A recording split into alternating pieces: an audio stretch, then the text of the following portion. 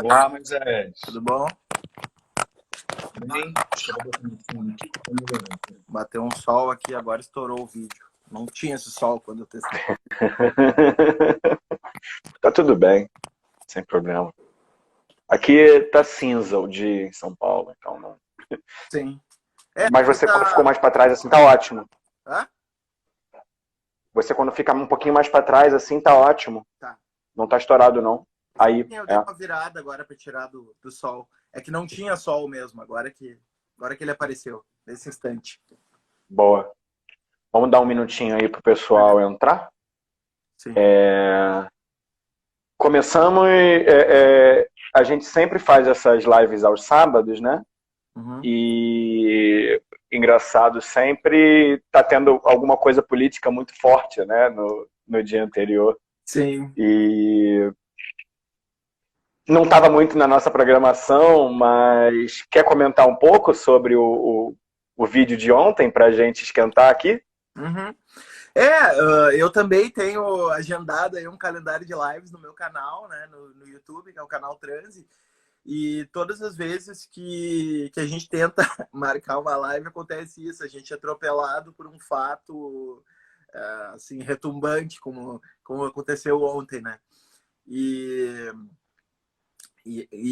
se a gente observar, isso não é aleatório, né?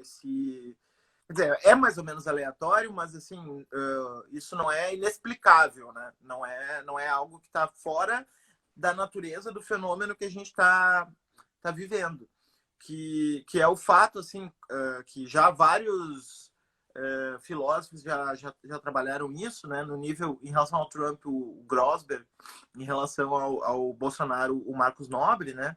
De que o modo de governo desses populistas de direita, né, é exatamente produzir essa sensação de caos permanente, né, essa sensação de que a gente está permanentemente vivendo numa paisagem, naquilo que o Grossberg chama de uma paisagem afetiva, assim, que favorece o sentimento de pânico, de medo, né, assim, sempre numa espécie de uma situação limiar em que a gente precisa tomar alguma decisão drástica, né? Porque exatamente eles vivem desse tipo de situação em que,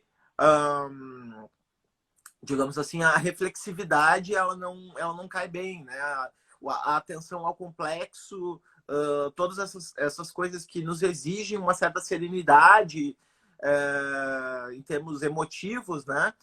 Eu não digo que não devo envolver as emoções, mas que exige uma certa tonalidade emocional, assim, não tão visceral, né? Não tão acentuada. Elas vão desaparecendo e no lugar uma sucessão de eventos sempre tensos e tal, que favorece esse clima e que nos deixa exausto, né? Assim, as pessoas que vivem isso de uma maneira estando na oposição, né, não concordando com os rumos desse que o governo vem tomando, a gente acaba ficando exausto afetivamente, porque é um desgaste, né? Como se eles estivessem constantemente testando os nossos limites afetivos, né? Então aí a gente cai numa melancolia, a gente cai na depressão, né? A gente cai numa série de estados anímicos, assim, que estão relacionados a esse desgaste produzido, né? E é um desgaste produzido em Eu brinquei ontem que eu vou pedir adicional de insalubridade, rapaz, porque ver aquele vídeo, depois ver aqueles 48 minutos lá na frente do palácio, realmente, assim, mesmo para quem está, né, acompanhando todo dia, o que nesse momento é um desgaste a mais, né? Mas é pesado, tem realmente. E eu fiquei muito refletindo ontem sobre uma coisa um pouco fora daquilo que a gente tinha combinado de perguntar, te peço desculpa. Uma coisa tá muito ligada, né? É muito claro ver esse fatalismo, esse individualismo, esses sentimentos do tipo, olha, a doença é isso aí mesmo, vai morrer a gente mesmo, não tem nada que a gente possa fazer, quando na verdade a gente sabe que tem, né? Mas, e aí esse primeiro ponto, que para mim marca muito esse discurso, né, e todo o vídeo da reunião ministerial, muito do que você vem falando mesmo, né, nos teus textos e nos teus vídeos. E aí eu vou te pedir para comentar esse sentimento, né, esse individualismo, fatalismo. Você usa uns termos muito interessantes que eu vou querer retornar neles depois. Então, queria que você comentasse primeiro esses sentimentos. E eu vi muita gente, vou aproveitar a tua formação aí em filosofia, teve muita gente que relacionou essa reação que a gente teve com a análise da banalidade do mal da Hannah Arendt. Eu não sei se é uma associação que você concorda, que você gosta, mas te pedi para comentar, primeiro, esse sentimento do individualismo, né, de como é que você vê isso dentro dessa base bolsonarista e no discurso bolsonarista como um todo. E depois eu vou querer comentar um pouco de como é que a gente vê isso. Quais são os sentimentos opostos a isso que a gente poderia trabalhar dentro do setor progressista. E você fazer esse comentário também sobre qual é a associação, e se você vê essa associação com o trabalho da Hannah Arendt da banalidade do mal. Sim, sim. Assim, a gente fica nesse mal-estar porque algumas coisas que a gente escrevia acreditando estar explicitando pressupostos e valores que estão nessas falas e que a gente acreditava que, se explicitados, iriam produzir nas pessoas um mal-estar, a gente observa que não estão produzindo nas pessoas esse mal-estar, né? Então, assim, a gente chama, sei lá, a política bolsonarista em relação à Covid de eugenista, né? É uma política que é a sobrevivência dos mais fortes, né? Sobreviva quem pode, quem não pode morre, morrer faz parte, o importante é que os melhores prosperem, né? A gente valoriza, acima de tudo, essa competitividade em que os mais fortes sobrevivem e o resto, paciência, porque aqui não é lugar de vitimismo, né? Aqui não é lugar de politicamente correto. A gente encara o mundo tal como ele é, né? Tal como ele está dado. E o mundo é essa guerra de todos contra todos, né? É essa estrutura cruel, é essa estrutura em que só o mais apto vai prosperar. A gente é meritocrático, né? Daí uma certa adesão a um certo tipo de liberalismo que eu acho que está dentro do arco do liberalismo, mas que não reflete a totalidade do pensamento liberal. Essa é uma discussão que eu venho tendo bastante. Enfim, a gente pode voltar sem dúvida no caso. Mas, enfim, essa imagem de mundo. E aí, quando a gente explicita isso, né, numa estratégia, assim, digamos assim, um tanto quanto Foucaultiana, né, em que a gente vai revelando esses mecanismos de poder e descrevendo esses mecanismos de poder e deixando que o leitor, o público, decida e pegue para si esse mal-estar e daí comece, então, a se separar disso, a gente observa que tem gente que continua colado nisso, né?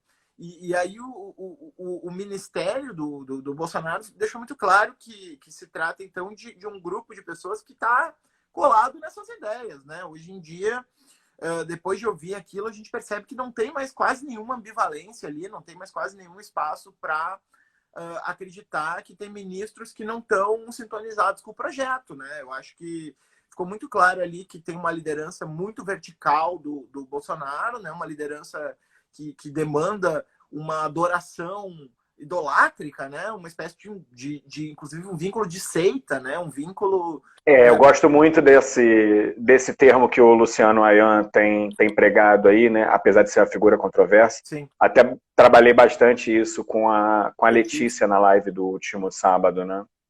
Sim, eu também tenho acompanhado as análises dele por causa da Letícia, né? E eu acho que, de fato, tem bastante esse elemento de seita, né? E isso ficou bem claro na reunião, né? Então, assim, a gente se vê diante de uma situação em que a gente não consegue mais ter uma base normativa para opor ao outro, né? Quer dizer, quando eu tinha um governo Fernando Henrique e eu era da esquerda, eu podia dizer, olha, tu não está sendo coerente com uma ideia de igualdade perante a lei, tu não está sendo coerente com uma ideia de liberdade de expressão, né? Tu não está sendo... Eu tinha valores que eu podia de alguma forma, emparedar e pressionar o governo, né? Olha, a vida vale mais que tudo. Então, o modo de vida indígena, por exemplo, ele está conectado com a terra. Então, não é qualquer pedaço de território que serve para o indígena. Ele tem uma relação espiritual com o lugar que ele habita. Então, assim, a gente não pode simplesmente romper com esse lugar. Então, eu tinha uma base que eu podia negociar, né? Da mesma maneira, o contrário, né? Se eu sou de centro-direita, sei lá, ou de direita até, e quero contrastar com o governo Lula, o governo Dilma, eu também tinha algum tipo de discurso que eu podia opor. Olha, o Estado de Direito pressupõe que a lei está acima do governante, então vocês não podem fazer isso. Então, eu tinha uma base mínima na qual eu podia navegar e negociar e pressionar. Agora a gente está vendo a erosão total dessa base mínima, né? A gente está vivendo sob um governo que vive numa realidade paralela, né? Sintonizado com setores muito específicos da sociedade, muito fanatizados, né? Que vivem a partir de um referencial ideológico e uma leitura de mundo, assim, que não é uma leitura conectada com o que a maioria pensa, né? É uma leitura, na verdade, muitas vezes até delirante, alucinatória, né? Que flerta com ideias como a nova vinda do Messias, a Terra é plana, né? O vírus não existe, há um complô internacional para a China, coisas assim que a gente sabe que são evidentemente falsas, não se conectam em nada com o senso comum, mas que agora estão orientando políticas governamentais, né? Então a gente fica assim, essa sensação, assim, meu Deus, como é que nós fomos parar, né, num nível como esse, né, em que a gente vê, assim, os ministros sendo cínicos a tal ponto de falar, assim, coisas que eles sabem que são evidentemente obtusas, né, como dizer que tem que prender os ministros do STF ou coisas assim, né, coisas que eles sabem que está errado do ponto de vista constitucional, que está errado do ponto de vista moral, mas que eles falam mesmo assim, porque faz parte desse discurso cínico generalizado que tomou conta do poder, né? No sentido de afirmação desse conjunto de valores extremistas que baseia o governo. Eu não sei se era mais ou menos isso que tu... Sim, sim. Eu acho que o papo vai render demais e vai nessa direção mesmo. Para comentar um pouco, assim, que a gente fica, óbvio, né? A nossa ideia aqui hoje é analisar, obviamente, tudo que está colocado aí e esse show de horror que rolou ontem, mas também tentar pensar caminhos a partir daí, né? Porque a gente sabe, esse fatalismo, esse individualismo, esse todos contra todos, lógico, né?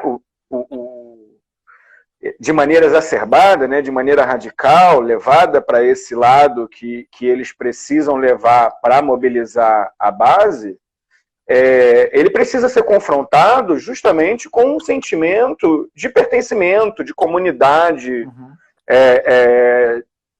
de uma certa esperança,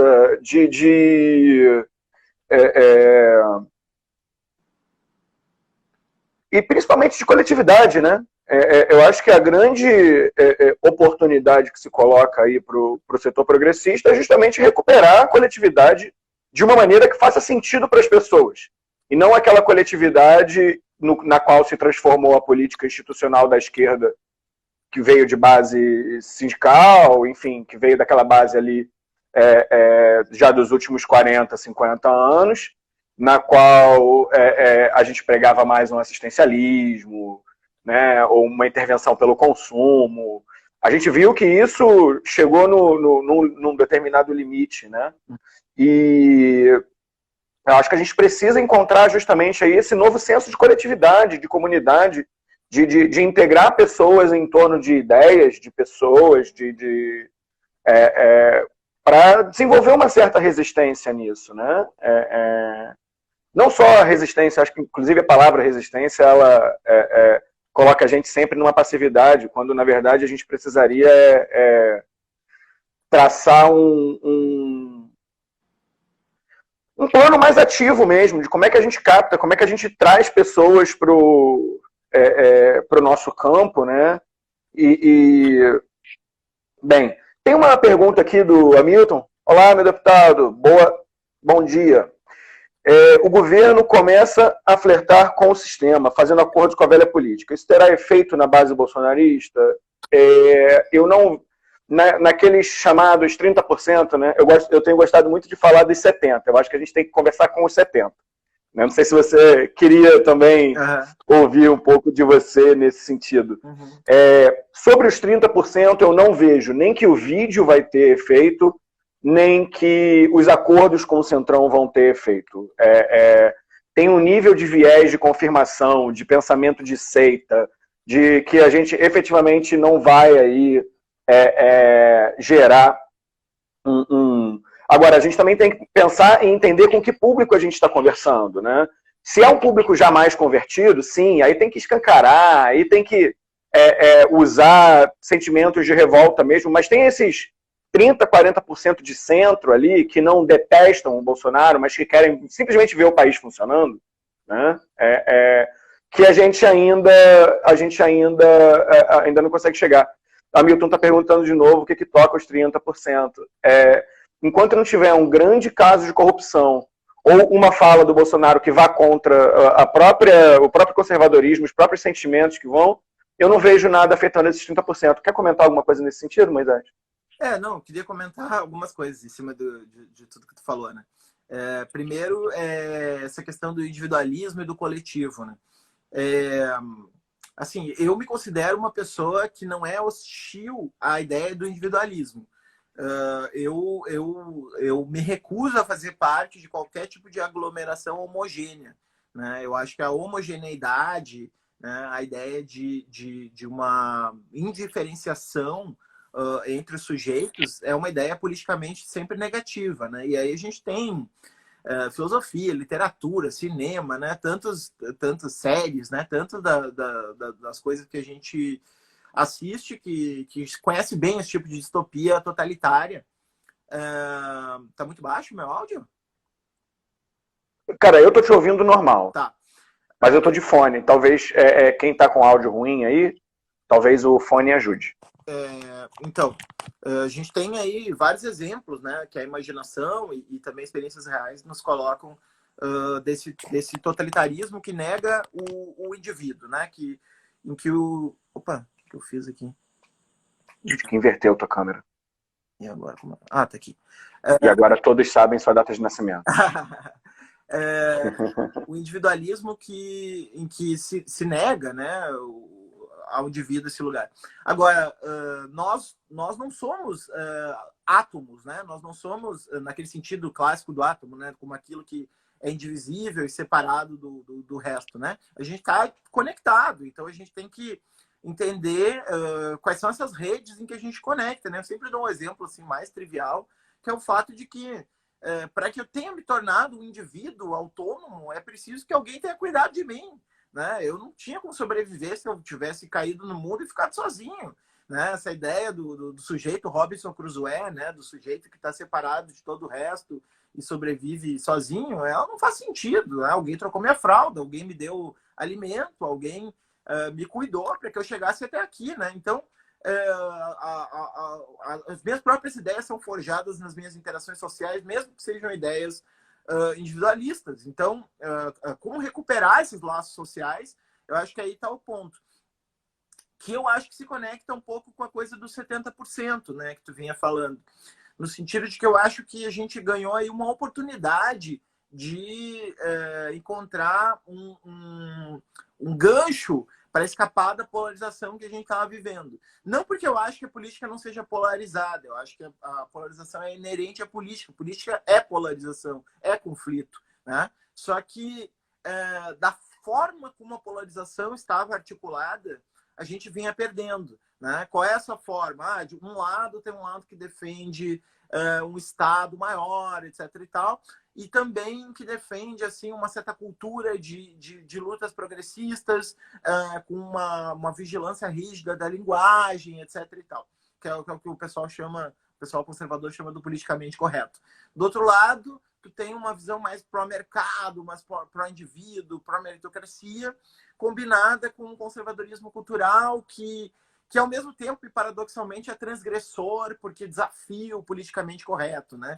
Então, assim, a gente criou esse mecanismo de feedbacks, assim, né? A Letícia trabalha muito isso a partir da cibernética, né? De complementariedade, em que um lado faz exatamente o que o outro lado espera, né? E nesse mecanismo de retroalimentação, eles acabaram vencendo, né? Então, assim, como escapar disso? Bom, agora a gente teve uma oportunidade. A gente claramente precisa de uma coordenação, a gente claramente precisa de um sistema, a gente claramente precisa de ideias pragmáticas que busquem solucionar problemas concretos, né? Que problemas são esses? O que vai acontecer com a economia depois da pandemia? Qual é a melhor forma de gerenciar uma crise de saúde pública em que as vidas estão em jogo?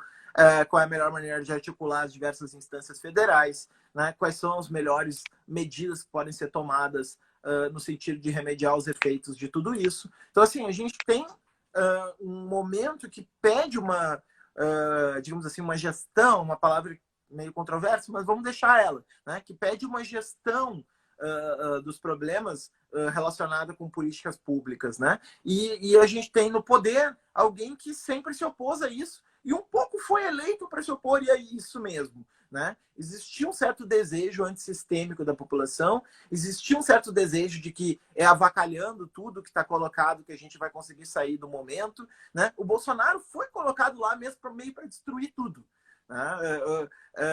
Muitas pessoas aderiam assim àquela narrativa meio Tropa de Elite 2, assim, né? Que é assim, o sistema é poderoso, a única forma de a gente vencer o sistema é colocar um homem forte e corajoso que vai desafiar a todos, vai destruir tudo, e dessa destruição a gente então vai poder reconstruir o Brasil num outro formato. Então todo esse governo de caos, todo esse despreparo técnico do Bolsonaro, nada disso está fora do eixo de um certo imaginário que ajudou a elegê-lo, né? Porém, agora, com a invasão materializada, né, no Covid, a invasão do mundo real nesse imaginário, fica claro que não dá para ser assim tão aleatório, a avacalhação nem sempre funciona, né? Eu gostei até, o Silvio Pedrosa fez uma análise disso ontem no Facebook, falando que talvez a gente esteja vivendo um refluxo do desejo antissistêmico, porque para enfrentamento do Covid, a gente precisa de um sistema, né?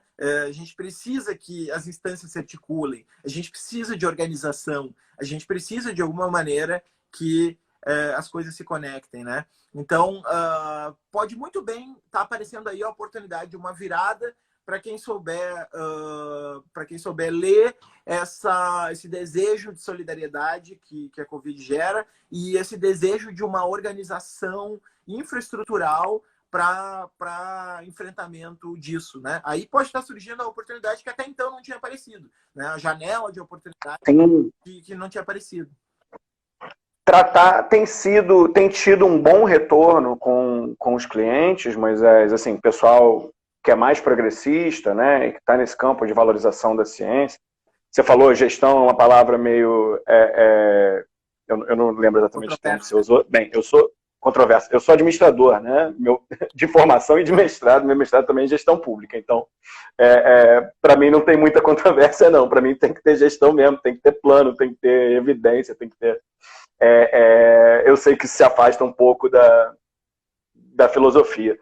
Mas tem funcionado efetivamente essa produção de um conteúdo com mais evidência, mais científico, justamente dentro desse campo de 70%. Se abriram algumas fissuras no bolsonarismo a partir da crise com o Moro e a partir da crise do Covid, né? Frente a liberais, né? A gente vê liberais que vinham apoiando o governo e que agora uma boa parte deles vem para um campo contra o Bolsonaro, né?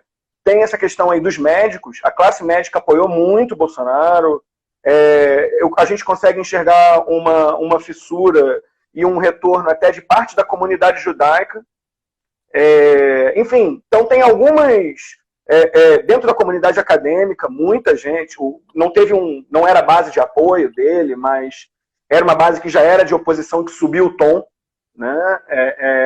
Então, assim, tem algumas fissuras muito interessantes aí para serem exploradas nesse sentido, né? O maior exemplo talvez seja o próprio MBL entrando aí em conflito direto, o Datena ontem dizendo que não entrevisto mais o presidente, porque não respeita o cargo que tem. Então, assim, apesar do fatalismo que tomou conta da gente do setor progressista ontem, que estava esperando um vídeo mais bombástico, né, ele tem efeitos práticos de mobilização da nossa própria base, que também são muito fortes e que a gente não está olhando tanto. A gente só está olhando, não vamos convencer os 30%, mas a questão é que os 70%, o tom sobe, né? Eu acho que sim. Eu acho que claramente, né, o governo está cada vez mais socialmente isolado, né? Eu acho que essa coisa de a gente ficar batendo na tecla que são 70% é importante, porque o governo usa muito esse significante vazio do povo, né? Que a Letícia explorou tão bem trabalhando o populismo, né? Porque povo, afinal, a palavra é um significante vazio. Qualquer coisa pode ser povo, né?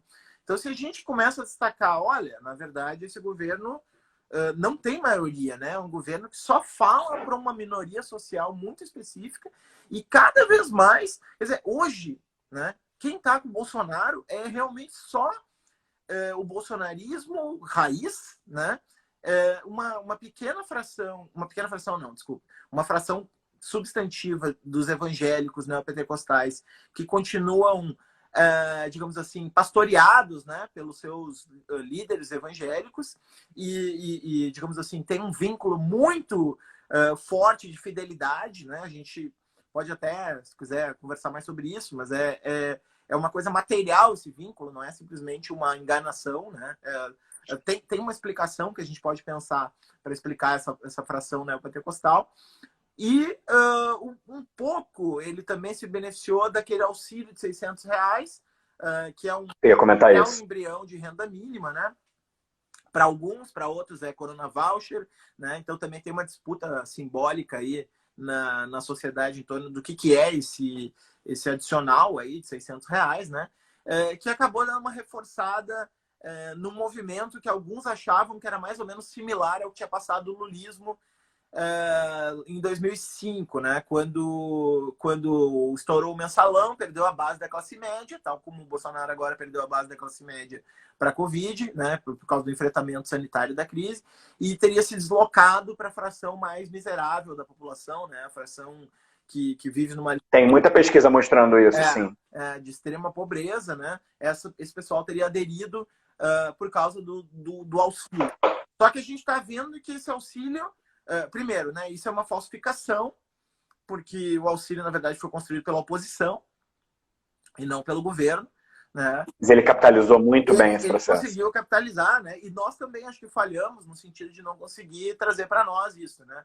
Acho que a Tatiana Roque, por exemplo, é uma que tem insistido muito em fazer, tomar essa frente, né, propositiva e daí tentar capitalizar a oposição, mas ela não é acompanhada, esse tipo de militância que ela faz não é a mesma que tem feito os líderes com maior capacidade de influenciar, né? E bom, a gente está vendo que o Paulo Guedes já não gostou, né, desse auxílio, ele não quer persistir isso, né? E inclusive está dizendo que vai baixar para R$200, né? Então aí a gente pode ter uma diminuição. Então a tendência do bolsonarismo é o isolamento, né, social. O problema disso, antes de falar da parte mais propositiva dos 70%, o problema é que esses 30%, que podem depois virar 20%, são muito violentos, né? Esse que é o problema. E a gente viu ontem, né, diversas demonstrações, né? Primeiro foi o ministro Heleno, que eu não vou me chamar pelo cargo militar porque ele está numa posição civil, né? O ministro Heleno fazendo ameaças institucionais, né? De uma maneira até meio folclórica, porque em cima de uma coisa que ele nem entendeu que estava se rolando, né? Então foi muito divertido. Entendeu, né? Entendeu, mas jogou para base, né? Pode ser. Mas assim, a gente viu lá depois a edição do Jornal Nacional explorando isso, que primeiro não tinha nada a ver com o que ele estava falando, e aí ele reagiu daquela maneira, tipo, a pessoa que sai xingando alguém de uma maneira extremamente agressiva, e a pessoa que ela está xingando não tinha falado nada. Então, é esse tipo de situação que a gente viveu, né? E depois teve as falas dos ministros, todos mostrando que o viés violento pega duro, né? O próprio Bolsonaro clamando por um arranjo miliciano na sociedade brasileira, né? E a palavra milícia, ela tem dois sentidos possíveis, né? Ela tem o sentido norte-americano e o sentido brasileiro. No sentido brasileiro, milícia está muito aproximado de máfia, né? Tá muito aproximado de uma espécie de híbrido entre poder público e privado que se coloca como uma espécie de um capataz, um capanga, né? E daí vai fazendo um controle territorial que muito mais atualmente disputa espaço com tráfico e tal, né? Então, milícia está associado a isso, né? É o caso do Flávio Bolsonaro aí, essas correlações que se está trabalhando ali, Queiroz, Adriano, todo esse pessoal aí que ele estaria envolvido, né? Então, esse é o sentido brasileiro. Mas para os norte-americanos, milícia tem uma ideia de uma autodefesa armada da sociedade civil contra um Estado tirânico, né? Então, assim, o direito de formar milícia, né, está na Constituição. Então, é algo que cada vez mais cresce, sobretudo no sul dos Estados Unidos, né? Esses pequenos exércitos armados de pessoas muitas vezes assim cristãos fundamentalistas, né? Criados num ecossistema de ideias assim extremamente reacionário, supremacistas brancos, enfim, todo esse conjunto de ideias armados, né? Armados, e que se colocam muitas vezes em posição de ameaça. Por exemplo, nos Estados Unidos é extremamente disseminada a crença de que o xerife local tem mais autoridade que o presidente da República, né? O xerife local manda mais que o presidente da República, né? Isso é uma crença extremamente disseminada. Então, o Bolsonaro, ele desliza entre esses dois sentidos de miliciano para essa milicianização generalizada da sociedade brasileira, né? De um lado, a milicianização ideológica, digamos assim, com essa ideia do cidadão que se arma para se defender do Estado, que foi exatamente o que ele falou, que nada mais é do que uma cópia ipsis literis do discurso republicano, que certamente ele tirou do Olavo de Carvalho, né, para defender isso. E, de outro lado, essa milicianização mafiosa, no qual o filho dele está envolvido, né, e que lembra um pouco, inclusive o Mbembe é um autor, eu acho que nos ajuda a pensar isso, né, lembra um pouco o que acontece na África, assim, né, em que esse poder armado extraoficial, né, acaba tomando as rédeas da sociedade, né? Então a gente está nesse nível de disputa, né? Por que eu estou falando isso? Só para destacar que, ok, 70-30, mas os 70 eles têm que saber que desses 30, talvez 15 ou 20%, está disposto a ir às raias do absurdo para defender as suas ideias, né? Quer dizer, o combate tem que ser forte, tem que ser incisivo e tem que ser bem pensado, porque o outro lado ele não reconhece mais sequer esse núcleo mínimo de conjunto, de valores conjuntos. E essa visão que eles têm, né, dentro desse conceito de milícia, mas também a visão militarizada, eles se veem como soldados de fato, né? Eles se veem numa guerra cultural de fato. Sentimento que ainda não caiu muito no setor progressista, salvo ali alguns elementos que já vêm falando disso há mais tempo, né? Mas, de maneira geral, a gente realmente não vê tanto essa sensação de precisamos confrontar esse governo, precisamos confrontar esse sentimento reacionário. Na verdade, eu acho que é para além do governo, né? Porque depois que esse governo passar, essa luta ela vai precisar continuar. Uhum. Né? É uma luta contra o reacionarismo.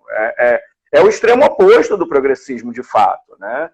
E por isso que eu gosto muito da ideia de trazer liberais para perto dessa luta progressista e acolhê-los nesse campo, porque primeiro porque senão, efetivamente, sem eles, a gente não vai... Tem uma coisa que o Levitsky fala lá no Como as Democracias Morrem, né? Estava até lembrando disso essa semana que um amigo postou, que é um pouco disso, assim, aonde a gente conseguiu conter esse avanço neopopulista, né? foi onde houve acordo entre diferentes linhas ideológicas. Conseguiu ser contido na Itália, num certo sentido, né? E também como é que foi contido? Né? Foi contido a partir de crises seguidas, sistêmicas, que enfraqueceram tanto o governo ao ponto de dizer, calma, então vamos dar um passo atrás aqui. Uhum. Então, desculpa, gente, só porque deu uma escorregada aqui. Então, assim, e aí, até uma coisa que a gente tinha conversado um pouco antes, que está num texto teu, te pedi para explorar um pouco isso, você faz uma análise interessante, que foge do senso comum, do bolsonarismo como um lulismo de sinal invertido. Mas que muito longe daquela análise, ambos são populistas, muito longe daquela análise de senso comum, de jornalão. Fala um pouquinho disso pra gente. Sim.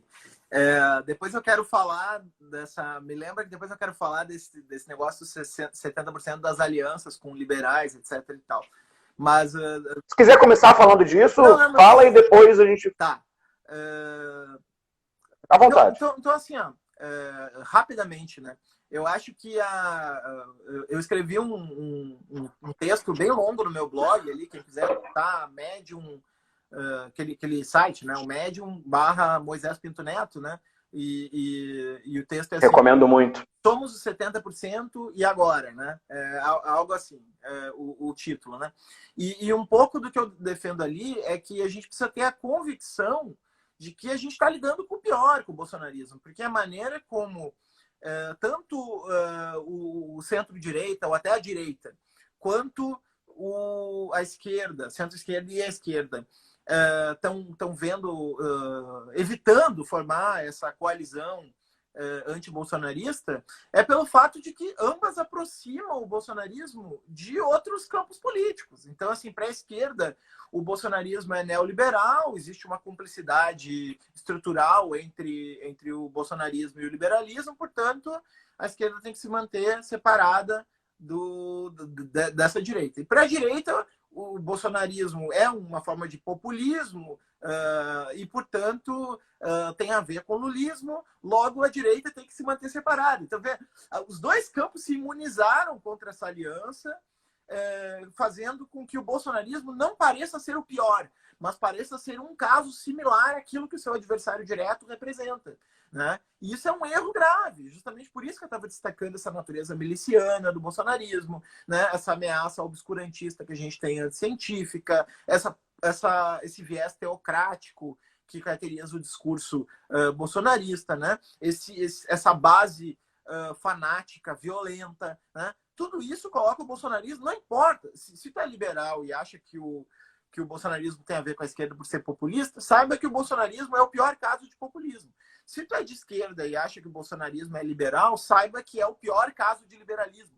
Então não importa muito como tu vai classificar o bolsonarismo e qual é a proximidade que tu vai ver com o outro lado. O que importa é o pior caso, é a pior força política que a gente tem na sociedade brasileira. Representa os valores mais negativos que a sociedade brasileira tem. A sociedade brasileira tem muitas virtudes, tem muitas coisas interessantes, é muito criativa, é muito cheia de potência, tem diversos elementos assim que colocam o Brasil com um país muito interessante. Mas tem outros que são horrorosos. Né? É uma sociedade cruel, é uma sociedade escravista, é uma sociedade desigual. Né? E tudo isso o bolsonarismo alimenta, tudo isso o bolsonarismo representa. Ele é um trazer à luz de tudo que estava recalcado por um superego civilizatório. Né? Ele é uma liberação das forças mais negativas. O que me leva ao artigo. Sem querer, eu cheguei nele. Né? Então, que é mais ou menos assim. Existem várias formas como foi pensado o lulismo, né? A gente tem o livro do André Singer, a gente tem os trabalhos de Gessé Souza, a gente tem diversos trabalhos, né? Mas, assim, existe um conjunto de trabalhos muito associados às ideias do pós-operarismo italiano, ali, do Antonio Negri, do Lazzarato, todo esse pessoal, pessoal da Universidade Nômade, por exemplo, mas não só, né? Tem muita gente que, enfim, depois acabaram rompendo, etc e tal, mas que formava esse ecossistema assim da cultura durante o lulismo, né? Muito ligado ao Ministério da Cultura, que via no lulismo, diferente de um populismo, né? Ou de esse pacto conservador com os muito pobres, que mantém as coisas como estão com os muito ricos, desde que possa também distribuir um pouco para os mais pobres e tal. Que eu vi o lulismo de uma maneira diferente. Vi o lulismo como, a partir de um programa de transferência de renda direta, que é o Bolsa Família, né, e alguns de transferência de renda daí com um aumento do salário mínimo, a gente dava uma base material para que as forças criativas da sociedade brasileira pudessem explorar autonomamente as suas potencialidades. Né? Por elas mesmas, Por né? elas mesmas, né? Então, a grande potência do Bolsa Família, dos pontos de cultura, não era induzir um certo discurso de emancipação no povo, né? Não era fazer refluir uma narrativa específica relacionada com o imaginário de esquerda, mas sim dar condições materiais para que a população desenvolvesse autonomamente e de acordo com as suas peculiaridades culturais, as suas próprias forças criativas. Né? Então, existia aí um certo lulismo de baixo para cima, digamos assim, né? Que eu chamo um pouco do lado B do lulismo, né? Porque, o que eu digo lado B? Porque era o lulismo Gilmarina, né? O lulismo que o próprio PT recusou. Se afastou, né? Com o passar do tempo, né?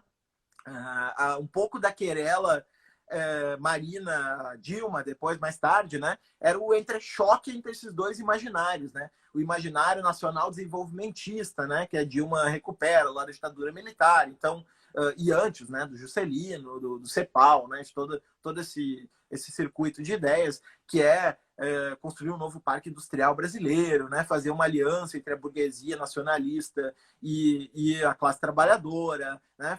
Instituir um certo estado de bem-estar social brasileiro. Então, essas ideias desenvolvimentistas. E, do outro lado, as ideias mais autonomistas que Gil Marina representavam, que não, a potência do povo brasileiro já está dada no povo brasileiro. O que a gente precisa é construir atalhos materiais que possibilitem que essas pessoas consigam superar essa condição de pobreza, superar essa condição de, digamos assim, insuficiência material, para que elas possam desenvolver as suas possibilidades que já estão dadas, que já são criativas e que, inclusive, oferecem uma contra-alternativa para o mundo que pode sair do sul para o norte a partir de modos de existência quilombolas, a partir de modos de existência indígenas, né? A partir de múltiplos modos do sertanejo, né? Múltiplos modos de existência que existem no Brasil, né? Então, existia esse lulismo que era uma liberação das forças criativas. E o bolsonarismo, o que é? E aí eu sei que eu já estiquei bastante esse raciocínio, mas deixa eu só rapidinho. Não, tá maravilhoso te ouvir. Tá todo mundo adorando aqui. Vai à vontade.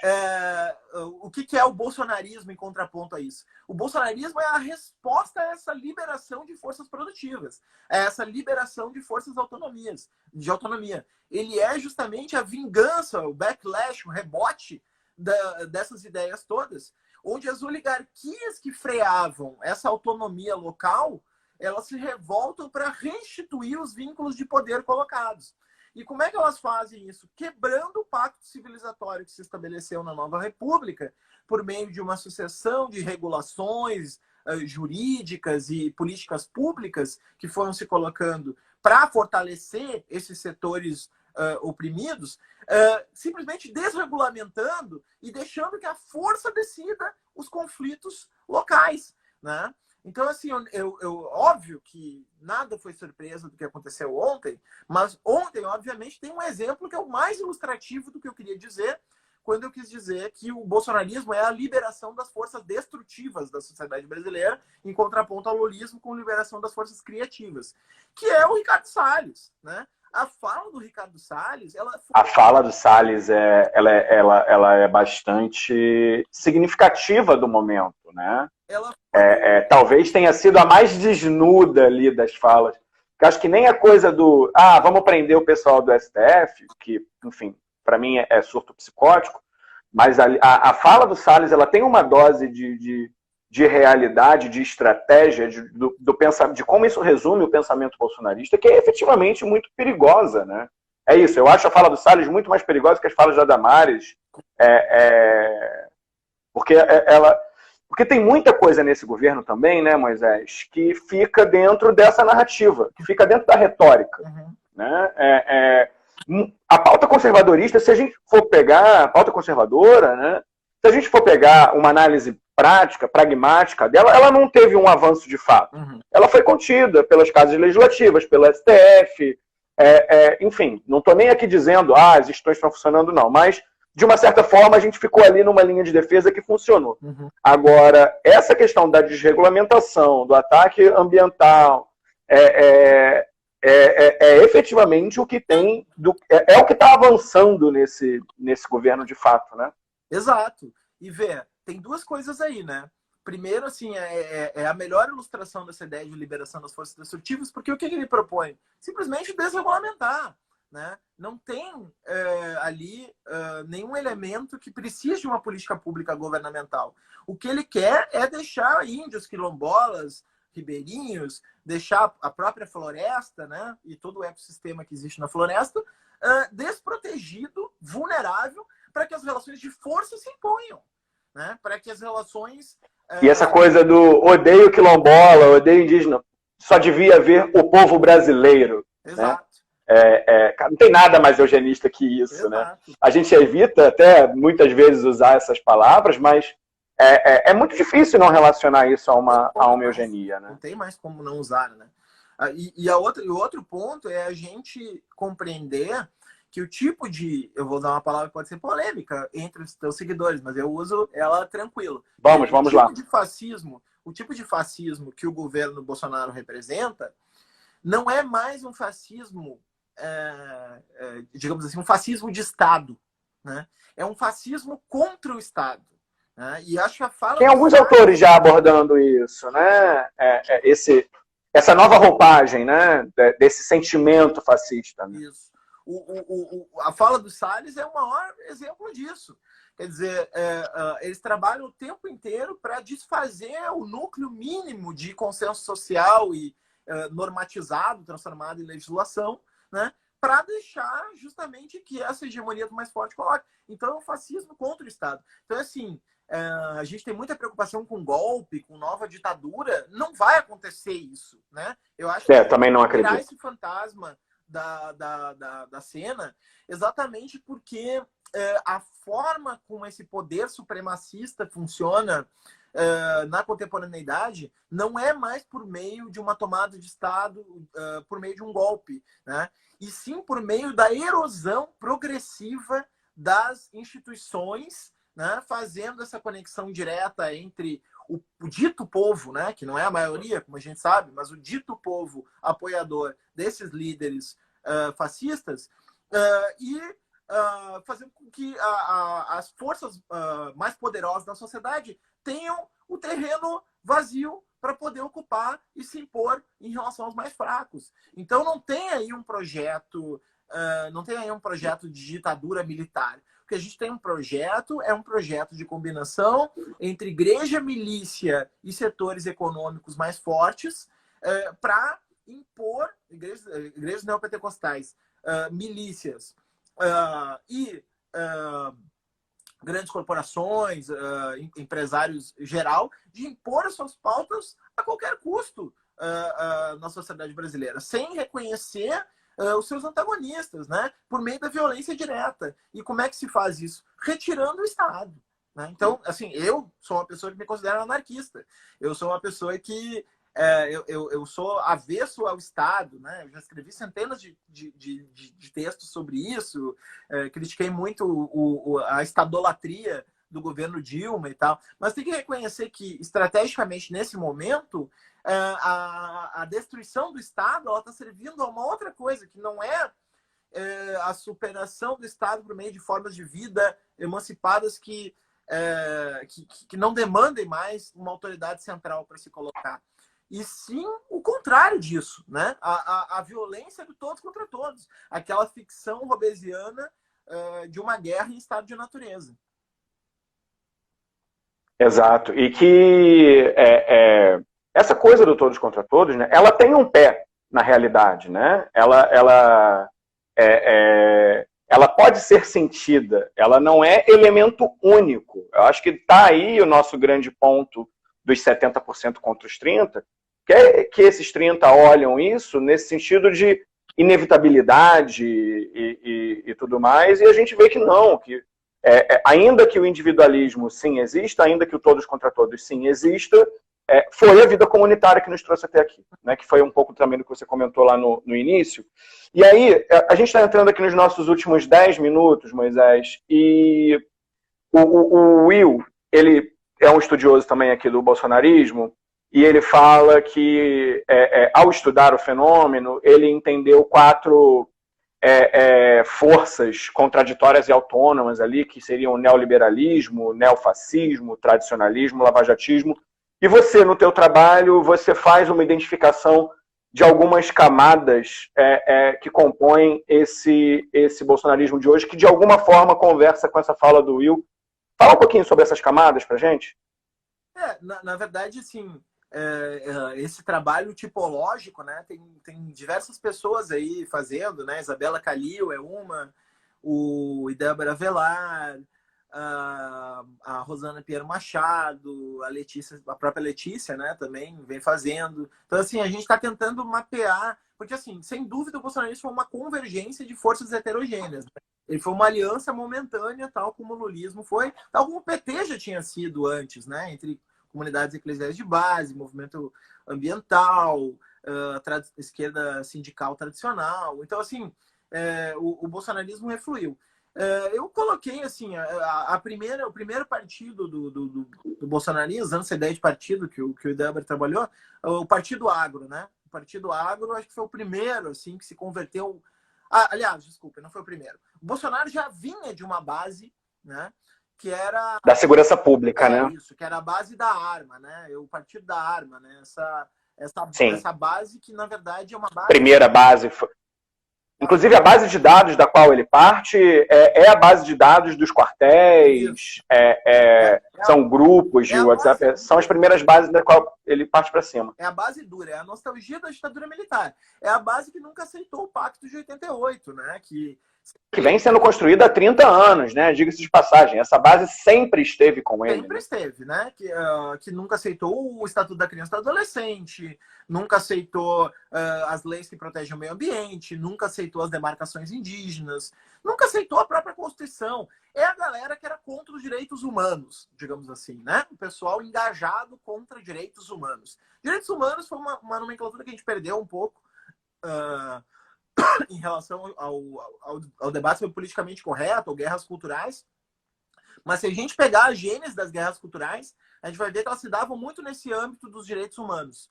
Então, assim, é o pessoal anti-direitos humanos. Essa é a base número 1. Depois o agro, né, aderiu. Depois teve o pessoal do dinheiro, né, que aderiu. Aliás, desculpa, o terceiro, os trolls, né, o partido dos trolls da internet, né. Então, todo esse ecossistema jovem de pessoal que faz lacração de direita, né, que seria, assim... como aquela página, Bolsonaro opressor, né? Esse pessoal que tira sarro de uma maneira cínica, né? Da luta por justiça social dos movimentos muito associados às políticas de identidade, questão racial, de gênero, LGBT e assim por diante, né? Então o pessoal... Seriam anarcocapitalistas? Também, né? Esse pessoal meio troll, eles têm como característica afirmar um discurso na zona de indecisão entre o humor e aquilo que eles estão efetivamente dizendo, né? Então, assim, é sempre uma oposição meio humorística, assim, né? Uma oposição que tenta fazer piada das coisas. Não é que eles afirmem assim, os brancos são superiores aos negros. Não é que eles fazem alguma piadinha de mau gosto que a gente vai considerar racista e que eles vão dizer que era só uma brincadeira. Então, assim, isso se formou uma cultura de internet em torno disso, né? E aí essa cultura de internet adotou o Bolsonaro como seu líder, né? Quarto setor, o setor do dinheiro. Então, a gente viu uma mobilização empresarial, né? A gente está vendo aí a Van, Madeiro, Centauro, né? Fiesp, né? Fiergues, uma série de de empresários, né, que começou que contrariamente ao intuitivo, que seria apoiar o Alckmin ou o Amoedo, resolveu apoiar o Bolsonaro, né? Achar assim, não, esse é o cara que vai ganhar a eleição do PT, né? Então nós vamos botar nele. E aí esse pessoal tinha uma esperança de um governo técnico, né? Isso que é engraçado, né? Ele é um cara de vontade, mas ele é um cara que vai deixar com que os outros façam as coisas que precisam ser feitas, né? Mais ou menos como acontece com a Tereza Cristina, eles acharam que seria o modelo geral, né? E depois os últimos dois segmentos, o segmento religioso neopentecostal, né, que acabou achando no Bolsonaro alguém que reverberava suas ideias de uma maneira um pouco oportunista, um pouco ingênua, né, porque no final das contas a gente sabe que é muito mais oportunismo do que convicção, essa relação do Bolsonaro com os evangélicos, né, da parte dele. E, por fim, o setor lavajatista, né, que eu concordaria aí com a classificação, né. A gente tem aí, então, a gente teria, na minha opinião, esses 6 ou 7, agora me perdi, setores heterogêneos que confluíram na direção do bolsonarismo. Acho que não difere muito da classificação aí do colega, mas sim. reúno dessa maneira. Acho que os trabalhos têm ido muito nessa direção mesmo, né? Agora, Moisés, a gente tem aqui 3 minutos para finalizar, então se você quiser ir fazendo suas considerações finais, vou deixar aqui uma última pergunta. Onde é que está a tua esperança nisso tudo? Por onde que você acha que a gente deveria caminhar? Como que a gente pode tentar virar esse 7-1 aí? Eu já tive bem menos esperança, tá? Eu achei que a gente estava caminhando para se tornar um Irã tropical. Assim, né? Eu realmente estava acreditando nisso há, sei lá, 6 meses atrás, né? Eu acho que a pandemia ajudou um pouco a gente a reorganizar um espaço político que se oferece para nós como uma alternativa, né? Que é o espaço que eu vou chamar, assim, para agradar todo mundo, e eu gosto da palavra, né? Um espaço pragmático, né? Eu acho que a gente tem que pensar os problemas pragmaticamente. Se a gente conseguir se colocar contra o Bolsonaro de uma maneira a dizer: Bolsonaro está brincando de governar, mas ele só está fazendo palhaçada. Bolsonaro não começou a governar, continua em campanha e nós já estamos em 2020, né? Se a gente conseguir começar a pautar a questão nesse sentido, Bolsonaro como alguém que não oferece respostas para problemas concretos e nós oferecemos, eu acho que aí a gente tem um campo para surfar muito interessante, né? Que é um campo que polariza com essa coisa populista, antissistêmica, mas que polariza num contexto em que as pessoas estão sentindo na sua vida a necessidade dessas respostas, né? Eu acho que as pessoas não levaram a sério esse tipo de problematização nas eleições, né? Eu acho que muita gente opôs ao Bolsonaro o despreparo técnico e as pessoas, de alguma maneira, assim, elas tinham a confiança de que as coisas não iam estar tão desestabilizadas a ponto de precisar de alguém com capacidade de governança mínima, né? E eu acho que agora não, agora o mundo está desmoronando, né? E elas claramente estão precisando de alguém que saiba o que está fazendo. Então eu acho que aí, insistindo em 2 coisas, né? E aí eu finalizo. Insistindo no pragmatismo, na ideia de que a gente tem que voltar para os problemas mesmos, né? Mais ou menos que nem o Husserl falava, né? Voltar às coisas mesmas. Voltar aos problemas mesmos. Esquecer das identidades, né? Esquece ser socialista, liberal, não sei o quê, de esquerda, de direita. O problema mesmo. Vamos pensar o problema mesmo. Qual é a resposta? Né? Primeiro, isso. E segundo, então, um pragmatismo nesse sentido, né? E segundo, insistência na afirmação da solidariedade contra esse cada um por si, né? Insistência, não, nós acreditamos que é possível sim ter uma sociedade, nós acreditamos sim que é possível ter uma comunidade no Brasil, nós não somos esses seres repugnantes que só pensam em si mesmos, só querem enriquecer à custa da morte alheia e coisa do gênero. Então eu acho que a pandemia nos colocou essa oportunidade, infelizmente, né? Melhor que ela não tivesse existido, mas ela está colocada e aí ela mudou o cenário político, né? Então é nesse sentido que eu acho que tem aí um fio de esperança para esses 70% conseguirem reagir. Olha, Moisés, muito obrigado. O Instagram já está nos avisando aqui, tem 15 segundos restantes só. Um prazer enorme ter você por aqui. Acompanhe o canal do YouTube do Moisés, acompanhe o Moisés no Medium. Tem escrito muita coisa boa aí pra gente.